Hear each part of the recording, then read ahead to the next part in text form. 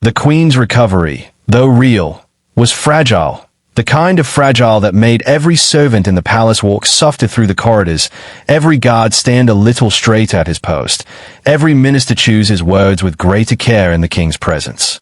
Word had spread quickly, despite Amina's efforts to contain it, that the queen had nearly died in the night, and though the official account spoke only of a sudden relapse of her illness, there were those within the palace walls who exchanged glances that lasted a beat too long, who whispered in corners that fell silent the moment a guard passed. Amina did not sleep more than a few hours before returning to the queen's chamber the following morning. She found Queen Amora propped against a mountain of silk pillows, pale but alert, her dark eyes sharper than they had been in days. "You saved my life," the queen said the moment Amina entered, her voice still weak but steady with gratitude. "Twice now, if what Bakari has told me is true. I only did what any healer would do, Your Majesty," Amina said, kneeling to check her pulse once more. "No," the queen said firmly. "Any healer would have treated the fever they were told to treat. You saw what others could not. You saved me because you were willing to look deeper than the surface of things." She paused, studying Amina's face with an intensity that made the young healer momentarily uneasy. "Tell me, child, where are you from?" "Ekin Village, Your Majesty. Though I was told I was not born there. Hunter Kofi found me as an infant, abandoned near the river's edge, and raised me as his own." Something flickered across the queen's face, a shadow of recognition, quickly suppressed, though not quickly enough to escape Amina's trained eye. "Abandoned," the queen repeated softly. "How old are you now, Amina?" 18, Your Majesty." The queen's breath caught, so faint that had Amina not been holding her wrist at that very moment, checking her pulse, she might have missed the sudden quickening beneath her fingers. 18 years, the queen whispered, more to herself than to Amina. 18 years ago. "Your Majesty," Amina asked gently. "Is something wrong?" The queen shook her head slowly, though the color had drained further from her already pale face. "Nothing, child. An old woman's foolish thoughts, brought on by fever and fear. Pay it no mind." But her eyes lingered on Amina a moment longer than necessary, tracing the shape of her face, the set of her eyes, as though searching for something she both feared and hoped to find. Amina said nothing further, though the strange weight of the queen's reaction settled uneasily into her chest, joining the growing pile of unanswered questions that had followed her since she first crossed into the kingdom of Zambia. That afternoon, while the queen rested under the watchful eye of a trusted servant, Amina sought out Bakari in the palace armory, where he stood inspecting a row of blades with the focused discipline of a man trying to keep his hands busy so his mind would not wander toward darker thoughts. "The queen asked me strange questions this morning," Amina said, closing the armory door behind her so their conversation would remain private. "About where I was born. About my age." Bakari set down the blade he had been examining, his full attention turning to her. "What did you tell her?" "The truth.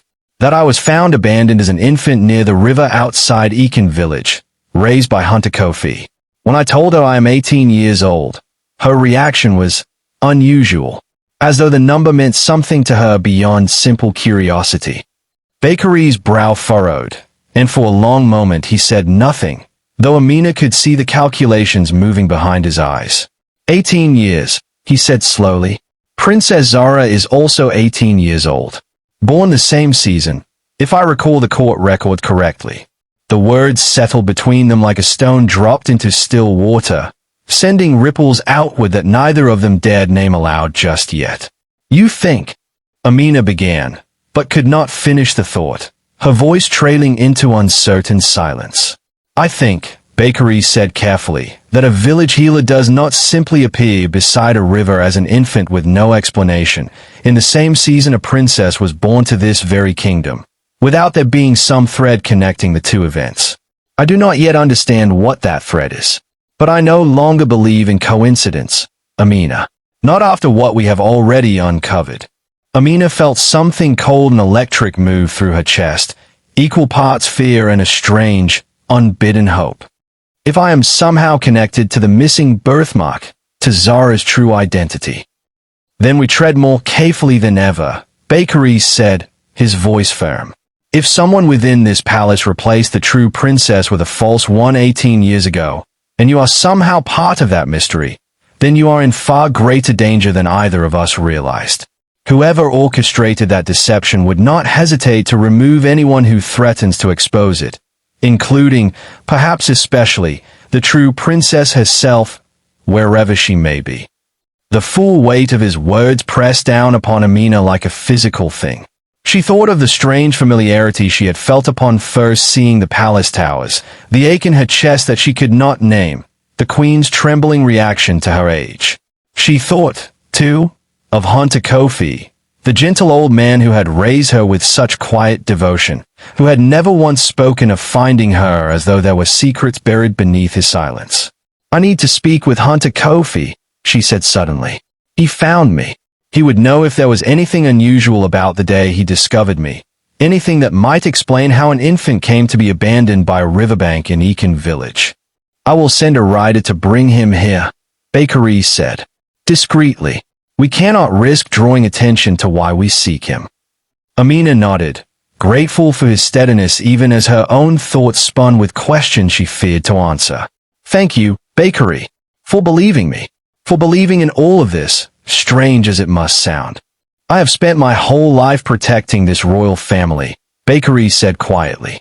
"If there is a truth buried within these walls that threatens the rightful order of this kingdom, then it is my duty to uncover it, whatever that truth may be, and whoever it may implicate." He paused, his eyes meeting hers with a warmth that went beyond duty. "And I have come to care what happens to you, Amina, more than I expected to. When you first arrived in that cottage summoned by a desperate king's plea, I will not let harm come to you if it is within my power to prevent it." Amina felt her cheeks warm despite the gravity of their conversation, and for a brief moment, the fear and uncertainty pressing upon her chest gave way to something gentler, something she had not allowed herself to feel since arriving in this strange and dangerous kingdom. "Then let us uncover this truth together," she said softly, "whatever it costs us both." The rider Bakari sent returned within 4 days, and Hunter Kofi arrived at the palace gates looking older and more weathered than Amina remembered, though his eyes lit with the same warmth they always had the moment he saw her waiting to greet him.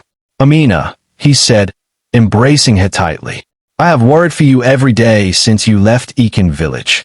"I am well, Kofi," she assured him, though the tremor in her voice betrayed the weight of everything that had transpired since her arrival. "But I need to ask you something important, something I should have asked long ago." She led him to a quiet chamber where Bakari waited, and once the door was closed and they were certain of privacy, Amina turned to the old hunter with a directness she had never before used with him. "Tell me everything you remember about the day you found me," she said. "Every detail, no matter how small it may seem." Hunter Kofi's expression grew solemn, and he lowered himself slowly into a chair, his weathered hands folding in his lap as memory carried him back across 18 years. "It was near dusk," he began, "along the river that runs south of Eakin village, the one that feeds eventually into the waters that border the kingdom of Zambia itself.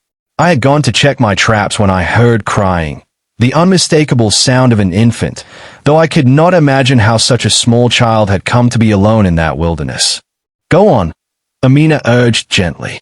"I found you wrapped in fine cloth, far finer than anything a village woman could afford. Silk, embroidered with gold thread, the kind reserved for nobility. There was a small pendant tucked into the cloth beside you, a piece of jewelry I did not recognize, bearing a symbol I had never seen before." Amina's heart pounded. "What happened to the pendant?" "I kept it," Kofi said.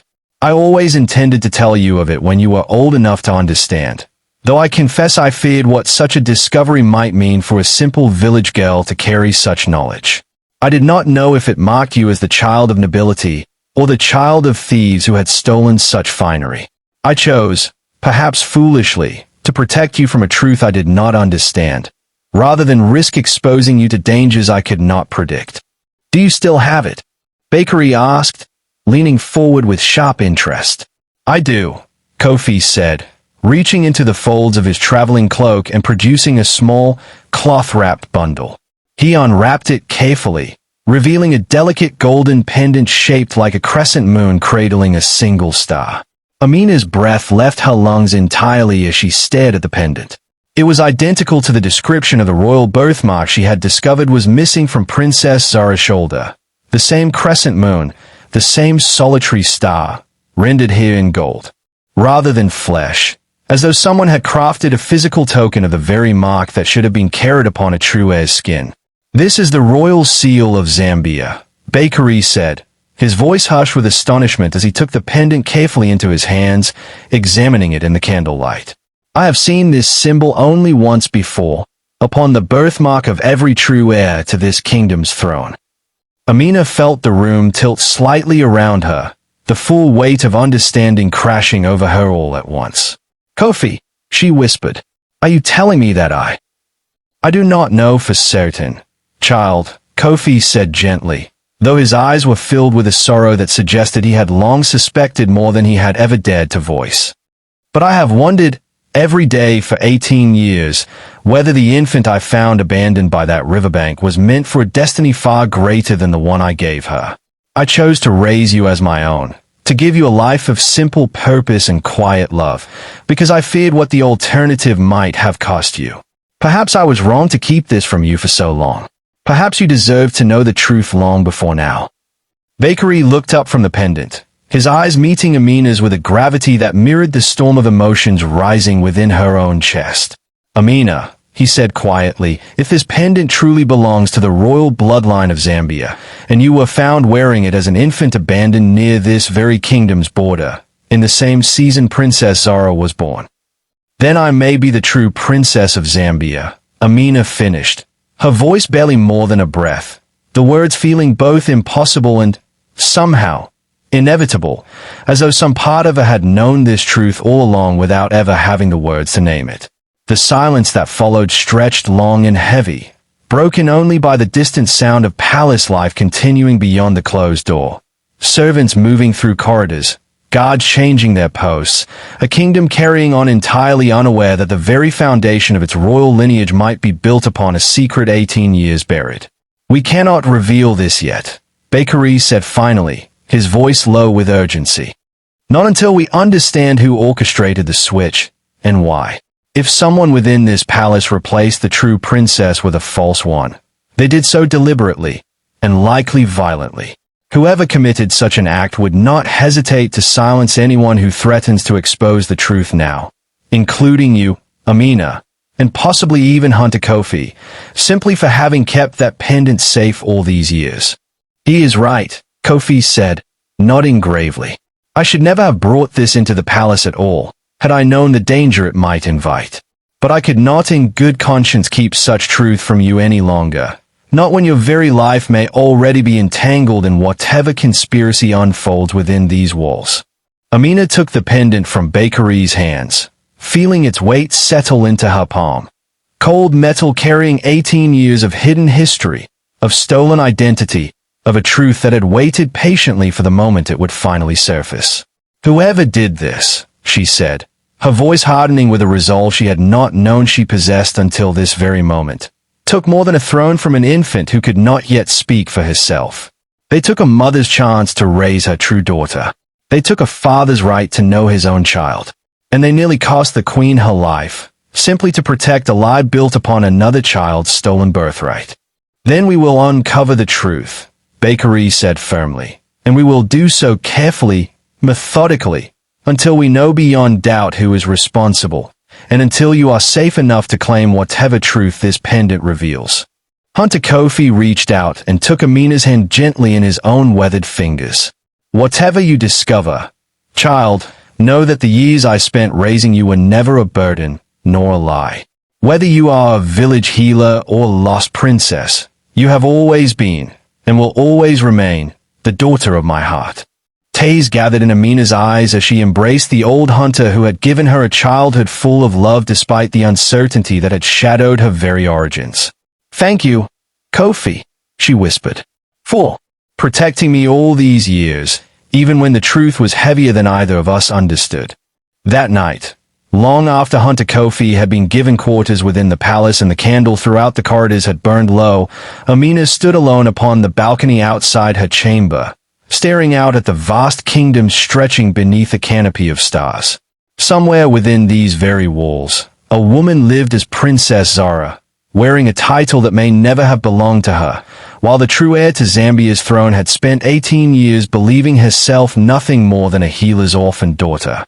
She heard footsteps approaching and turned to find Bakary standing at the balcony's entrance, his expression unreadable in the moonlight. "You should be resting," he said softly.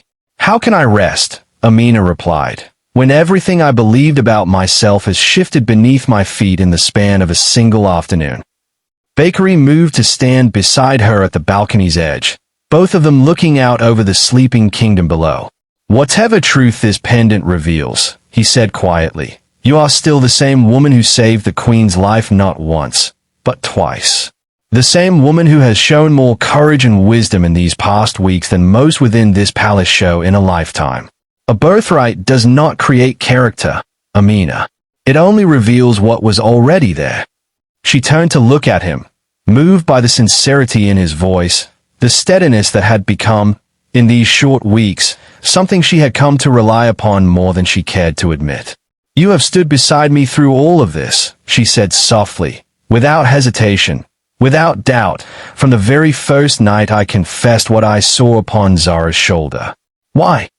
Bakary was quiet for a long moment, his eyes searching hers in the pale moonlight.